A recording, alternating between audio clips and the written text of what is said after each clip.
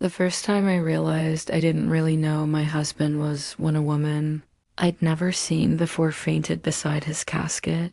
She made a soft sound when she went down, like the air being pushed out of her lungs, and for a moment, no one moved. The church smelled like lilas and old wood polish, the kind that seeps into your clothes and follows you home. I remember thinking clear as anything that grief does strange things to people, that sometimes sorrow makes strangers collapse. I didn't know yet that she wasn't a stranger. I was standing at the front, dressed in black from my collarbone to my ankles, my hands folded tight enough to ache. The pastor was still talking, his voice low and steady, when two women rushed to help her. Someone whispered her name. Someone else said, "Get her some water."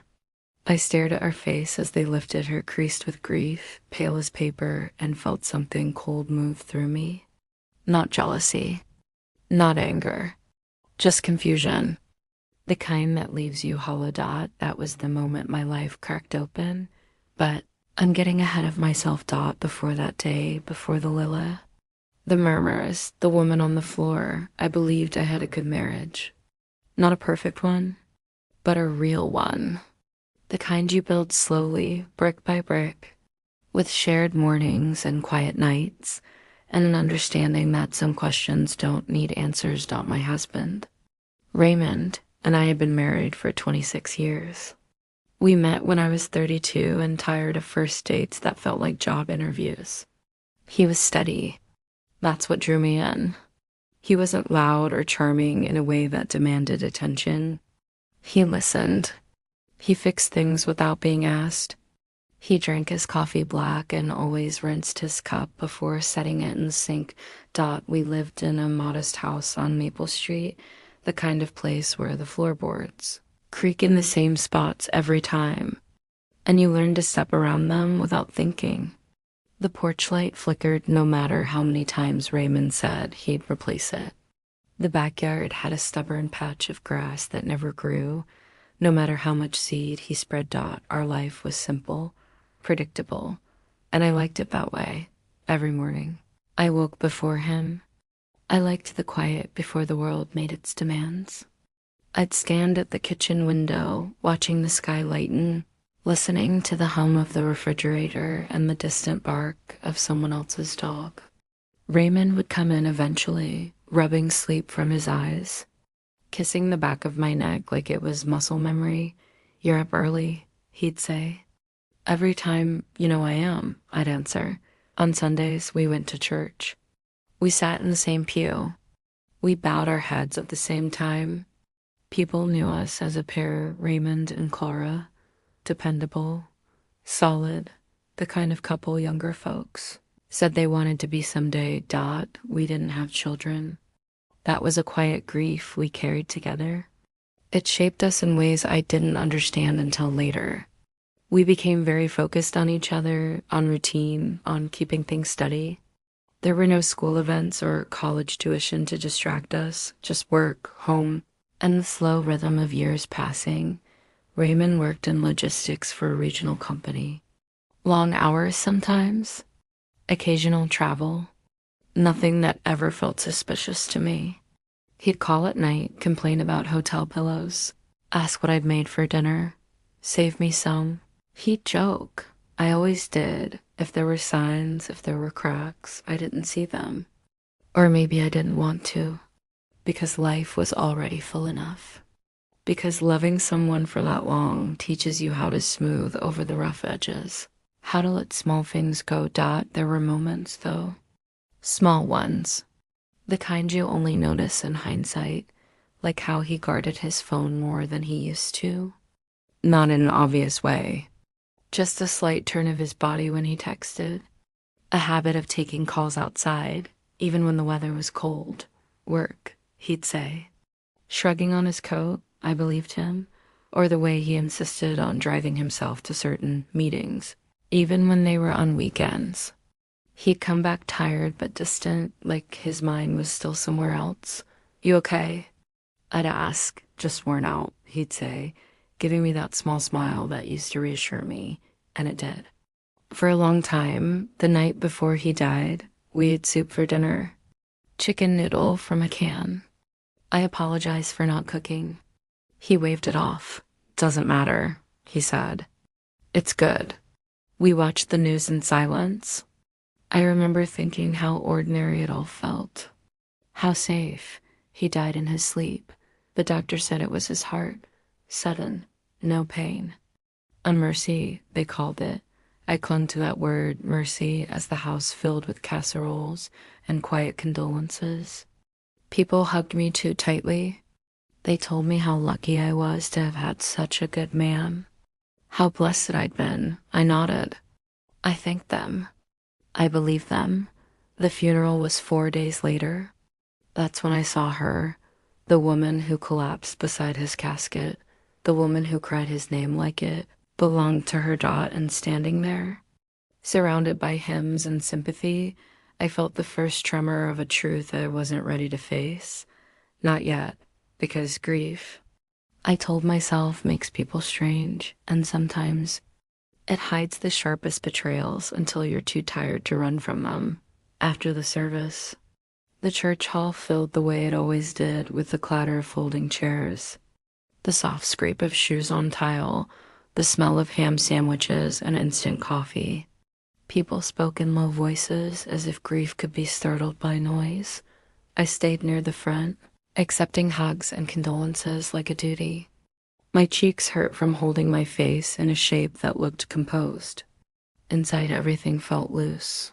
On MOORED. I kept looking for the woman who had fainted. She was sitting now, a paper cup of water trembling in her hands. Her hair was streaked with gray, pulled back hastily, like she hadn't cared how she looked when she came. Her eyes were swollen, red-rimmed in a way that told me she'd been crying long before she arrived. I told myself to leave her alone, that she was just another mourner, another life Raymond had touched, but something in me wouldn't settle Dot when our eyes met. She stood up so fast her chair tipped backward. She stared at me like I was a ghost. "Oh," she said, her voice breaking. You're Clara." I nodded slowly. "Yes, I am."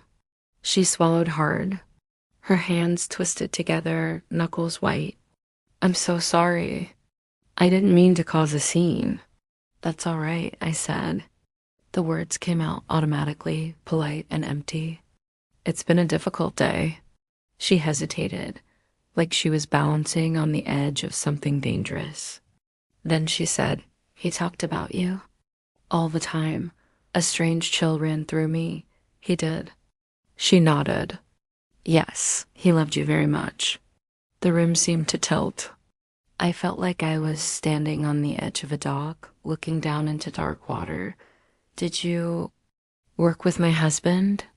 I asked out. Her eyes flicked to the floor, back to my face. "No," she said. "I didn't." We stood there, the noise of the room fading into a dull hum. I could hear the old wall clock ticking. 1 second, then another. "I should go," she murmured. Before I could stop myself, I asked, "What's your name?"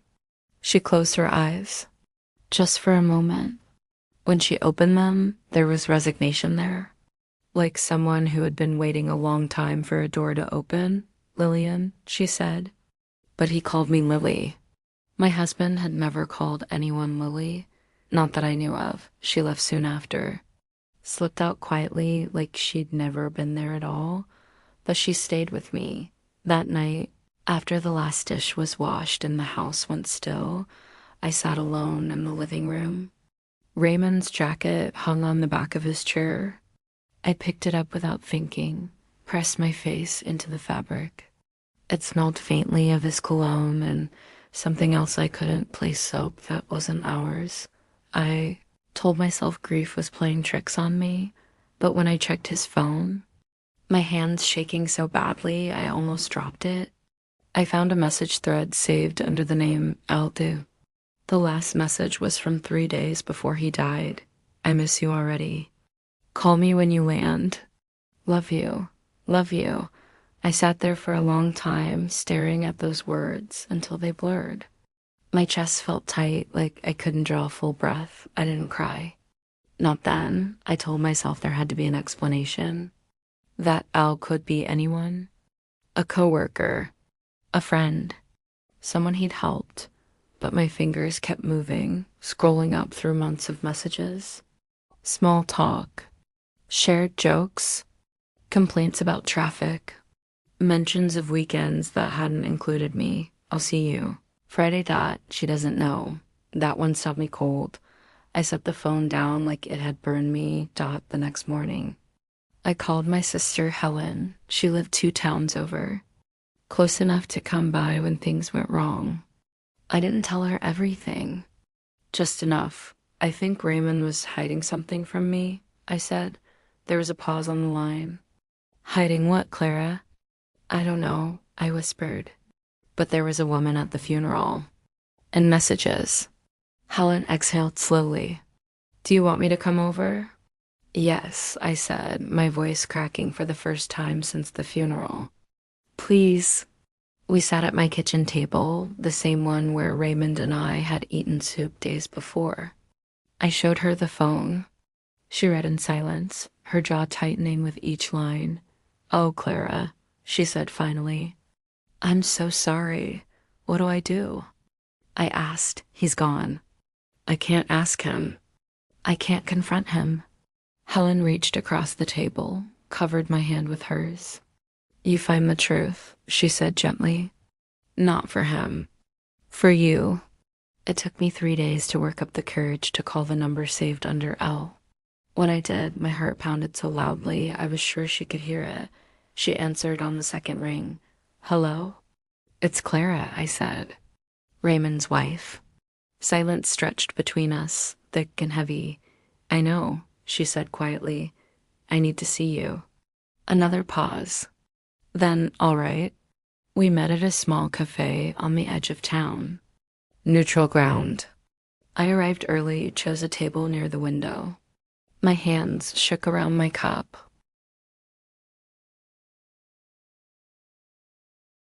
When she walked in, I recognized her immediately. Lily. She sat across from me, folded her purse neatly on the chair beside her. She looked tired, older than I remembered. I never wanted to hurt you, she said before I could speak. I laughed softly, a sound that surprised us both. That makes one of us, I replied. She winced. How long? I asked. She closed her eyes, took a breath. 18 years, she said. The number hit me like a blow. 18, I repeated. Yes, she said. We were married. The cafe seemed to fade away. All I could see was her mouth moving, shaping words that shattered everything I thought I knew. Married? I asked. She nodded. That was the moment the truth finally surfaced, and it was deeper and crueler than I had ever imagined. Asterisk, I remember gripping the edge of the table to steady myself, my fingers pressing into the cheap laminate as if it could keep me upright. Married, I said again, slower this time. You're telling me you were married to my husband? Lillian nodded, tears pooling in her eyes. Legally. We had a ceremony, papers, everything. I felt something detach inside me. A strange calm settled over my chest, the kind that comes when the mind can't absorb any more pain all at once. How? I asked. How could he marry you when he was already married to me? She hesitated, choosing her words carefully. He told me you were divorced, that you and he had ended things years before we met. My mouth went dry. And you believed him? Yes, she said, her voice trembling. I would never have agreed otherwise. I'm not that kind of woman. I studied her face lines etched deep by time and worry, eyes that held real grief. She wasn't smug. She wasn't defensive. She looked broken, like someone whose world had collapsed alongside mine. When did you meet him? I asked. 20 years ago, she said. At a conference in Dayton. He was charming in a quiet way. Kind. He listened. I almost laughed at that. He listened. The words echoed with bitter familiarity. She told me how he visited her city every few weeks for work, how he kept a small apartment there paid in cash, always careful, how he'd introduced her to friends as his wife, how holidays were split carefully, explanations rehearsed in advance. I knew something was strange, she admitted. The way he never invited me to certain family events, the way he avoided being photographed sometimes. But when I asked, he always had an answer. Of course he did, I said. He said you'd moved away, that you wanted privacy, that it was painful for him to talk about. I stared at my hands, at the wedding ring still sitting heavy on my finger. 26 years of marriage, 18 years of deception layered beneath it. What about children? I asked out her face crumpled. He told me you couldn't have any, that it had been hard on you. He said it was why you'd grown apart. I swallowed hard. That particular lie felt sharp, personal, like he'd reached back through time to use my quiet grief as a tool. I never knew, she said quickly. About anything. I believed her. I hated that I did, but I did. We sat in silence for a long moment, the hum of the espresso machine filling the space between us. I thought about all the weekends Raymond said he was traveling, all the holidays we spent alone because he claimed work wouldn't wait, all the small absences I'd folded neatly into excuses. Did you know about the funeral? I asked. She nodded. He told me to come, he said. He said I deserved to say goodbye. A bitter smile tugged at my mouth. How generous of him. She flinched. I didn't mean I know, I said, holding up a hand. This isn't your fault. The words surprised me as they left my mouth, but they felt true. The anger I'd expected to feel toward her simply wasn't there. What I felt was grief-heavy, layered grief for two lives that had been built on lies. Did you know about me? I asked softly. She shook her head. Not until recently. About a year ago, I found some old paperwork, insurance documents. Your name was on them. I confronted him. My heart pounded. And? He said you were his sister, she whispered. He said you handled his affairs, that you'd helped him after the divorce.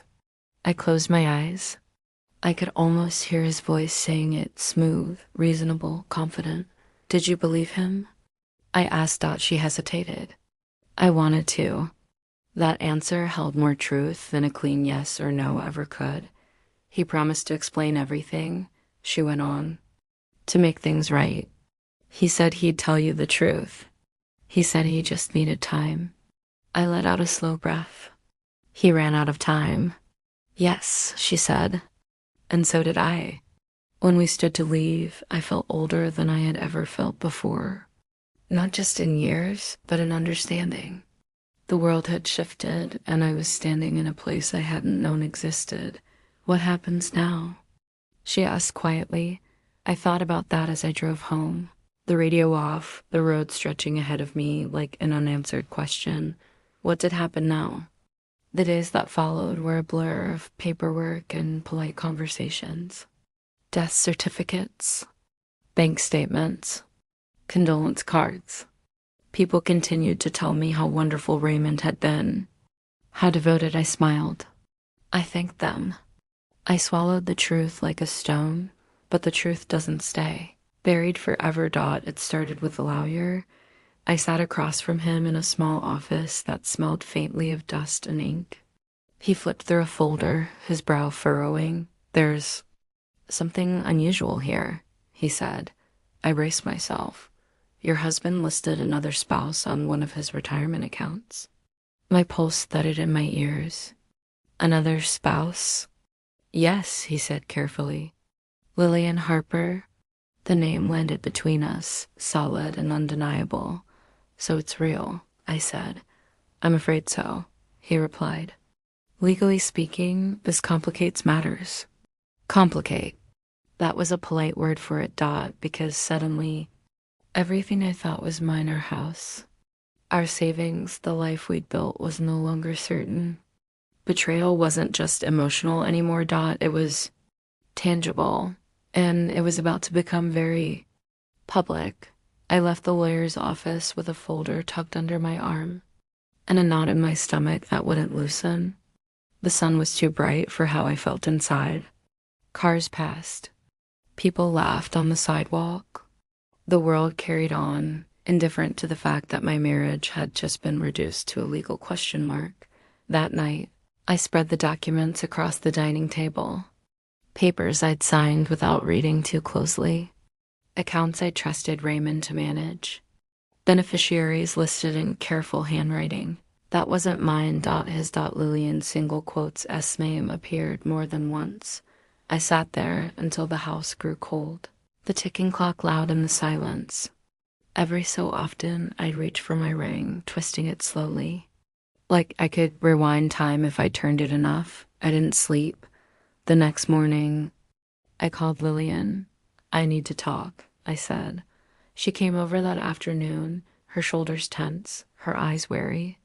She stood in my living room, looking around like she was walking through a museum exhibit of a life she'd only ever known in fragments. "He talked about this house," she said quietly, "but I never thought I'd see it." I gestured for her to sit. "Neither did I replied. "Not like this." I laid out the papers between us. She scanned them, her face draining of color. "He told me he'd taken care of everything," she whispered. "That you'd be provided for." I laughed a short, hollow sound. He had a talent for saying that. We sat across from each other, two women bound together by a man who wasn't there to answer for himself. "I don't want to fight you," I said finally. "I don't have the energy for that." She nodded quickly. "Neither do I. But we can't pretend this isn't happening," I continued. "People are going to find out. The lawyer said it's unavoidable." She closed her eyes. "My children don't know." I looked up sharply. "Children?" She swallowed. "Two. Grown. He was their stepfather. They adored him. Another layer. Another secret life. They think he's their mother's husband," she said. "They're grieving him too." The weight of it all pressed down on me, heavy and suffocating. "Then we tell the truth," I said. The words felt steady, even if I didn't, not out of spite, but because lies don't deserve to survive us. The public unraveling happened slowly at first, then all at once. The bank flagged the accounts. Extended family started asking questions. The pastor called, his voice cautious, strained. "Clara," he said, "there are rumors." "Yes," I replied. "There are." I met with Raymond's siblings, people I'd known for decades. We sat in his sister's living room, the curtains drawn, coffee untouched. "Another wife?" His brother sat, shaking his head. "That doesn't sound like Ray." I slid the documents across the table. "It does now." Silence settled, thick and uncomfortable. His sister's eyes filled with tears. "How could he do this to you?" I had no answer. The church buzzed with whispers. Not cruel ones, more stunned than anything. Shock has a way of softening judgment. At least at first. Lillian and I stood side by side at one meeting, explaining what we knew. What we didn't. We were both deceived, I said. "There is no enemy here except the lie." Some nodded. Some avoided my eyes. The lawyer worked through the legal mess with careful precision. Because Raymond's marriage to Lillian was invalid bigamy. Doesn't disappear just because the man is dead. The law recognized me as the sole legal spouse. The accounts reverted. The house remained mine. I felt no triumph in that. Lillian took the news with quiet dignity. "Don't want anything that isn't rightfully mine," she said. "I just wanted the truth." "I know," I replied. We sat on the porch together once, the evening air cooling around us. The porch light flickered overhead. "He used to say this light never worked," she said softly. I nodded. "He said the same to me." A strange, sad smile passed between us. Eventually, the casserole stopped coming.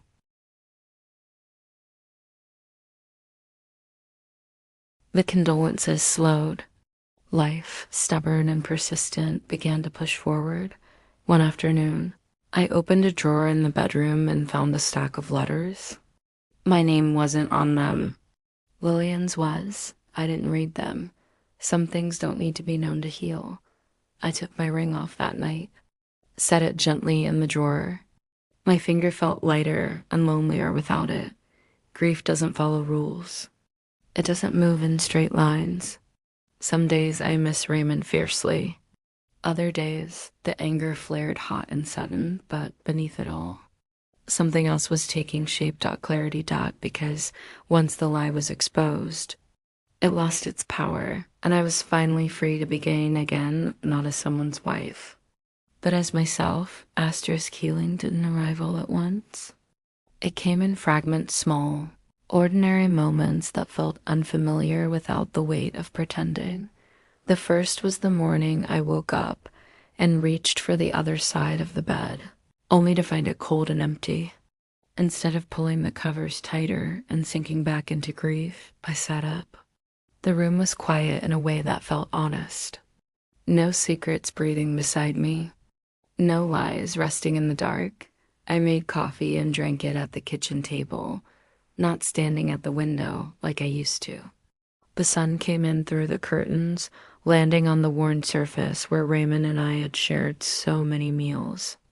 I traced the scratch near the edge with my fingertip and realized something had shifted. I wasn't waiting anymore. In the weeks that followed, I sorted through the house slowly, carefully. I didn't rush. Grief deserves patience. I kept what mattered: photographs, a few books, the mug he always used, even though the handle was chipped. Other things went into boxes, some to donate, some to throw away. Each choice felt like a small reclaiming. Lillian and I stayed in touch, though not closely. We were connected by something painful, but neither of us needed to keep reopening the wound. When we spoke, it was with a quiet understanding. I've started volunteering again, she told me once over the phone. It helps. I'm glad, I said. And I meant it. I returned to church after a while. Not the same pew. I sat near the back where I could leave easily if I needed to. The hymns sounded different now, less like comfort, more like questions. The pastor spoke once about truth, about how it doesn't always arrive gently, but it always arrives with purpose. I held on to that. People stopped seeing me as Raymond's wife eventually. I became just Clara again. A woman who liked early mornings and quiet afternoons. A woman who had survived something she never imagined facing. I planted flowers in the backyard that spring. Bright ones. Yellow and red and purple. I dug into the stubborn patch of grass and replaced it with soil that could hold something new. My hands got dirty. My knees ached. But when the first bloom appeared, I cried not from sadness, but from relief. Life, it turns out, is resilient. One evening, months later, I sat on the porch with a glass of iced tea. The porch light still flickered, but I didn't mind. I watched the sun dip below the trees, the sky streaked with orange and pink. I thought about Raymond, not the man I thought I knew, but the man he had been, flawed, afraid, capable of love and deception in equal measure. I didn't excuse him, but I didn't let him define me either. Forgiveness, I learned, isn't about absolving someone else. It's about releasing yourself. I forgave him quietly, without ceremony. Not because he deserved it, but because I did. There are still days when a song or a smell pulls me backward. When the memory of that woman fainting at his funeral flashes through my mind, sharp and sudden. But those moments pass, they always do. If there's one lesson this journey taught me, it's this. The truth may break your heart, but it will also give you back your life. We survive what we never planned for.